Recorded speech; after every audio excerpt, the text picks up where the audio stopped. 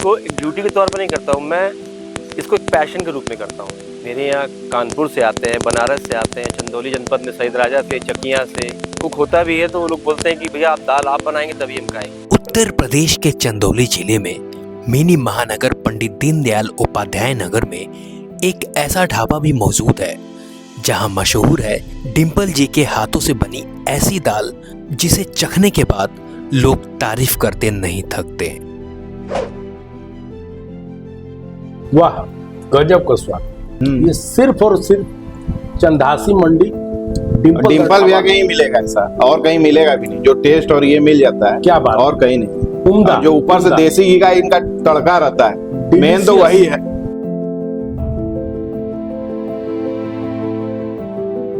दाल बनाता हूँ, लोग खाते तो कहते हैं कि अरे भैया दाल आपने बनाई है? तो हाँ मैंने बनाई है। बोलते हैं क्या मैं आपके साथ सेल्फी ले सकता हूँ? मैं बोलता हूँ माय प्लेजर भैया, बिल्कुल लीजिए।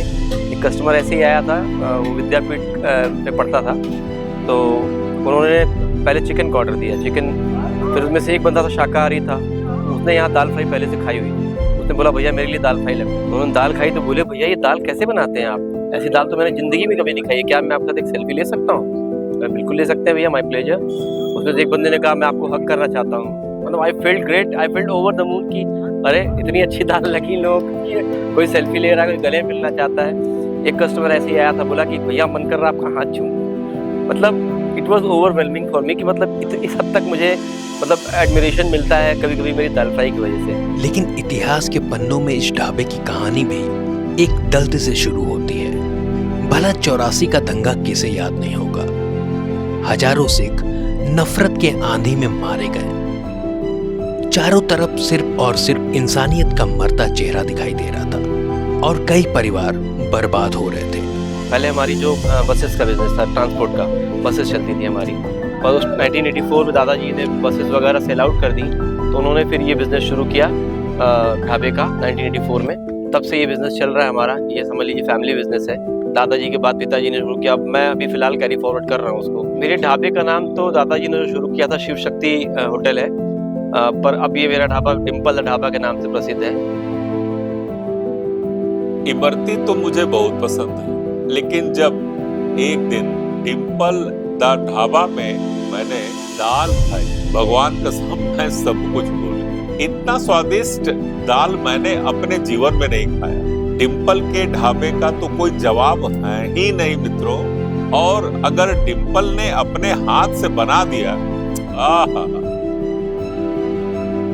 गॉड गिफ्ट ही है। कुछ चीज़ें भगवान ब्लेस करके भेजता है, तो शायद भगवान ने वो चीज़ मेरे हाथ में दे के भेजी है। मैं छूता हूँ तो अपने आप चीज़ अच्छी हो जाती है। लोग कहते हैं कि अरे भैया आपने छुआ है तो वो अच्छी होगी बाय डिफॉल्ट। अभी एक हफ्ते पहले मैं एक शादी में गया था कानपुर, बनारस से कस्टमर का फ़ोन आया कि भैया हम लोग आ रहे हैं दाल खाने। मैंने कहा कि आप लोग आ जाइए, मैं नहीं हूँ, मैं कानपुर शादी में आया हूँ। अब मैं नहीं था तो वो लोग नहीं आए। भैया आप रहेंगे, आपके ही हाथ की खानी है। मेरा एक पैशन है, मुझे लगता है मैं दिल से काम करता हूँ। मुझे लगता है कि नहीं इतना एडमिरेशन मिलता है तो और अच्छा करूँ, ताकि मुझे और एडमिरेशन मिले और लोगों को पसंद आए और लोग तारीफ करें। डिंपल जी पेशे से एक एडवोकेट है। ढाबा उनका एक फैमिली बिजनेस है, लेकिन डिंपल जी के हाथों में स्वादिष्ट दाल का राज तो सिर्फ डिंपल जी ही जानते हैं।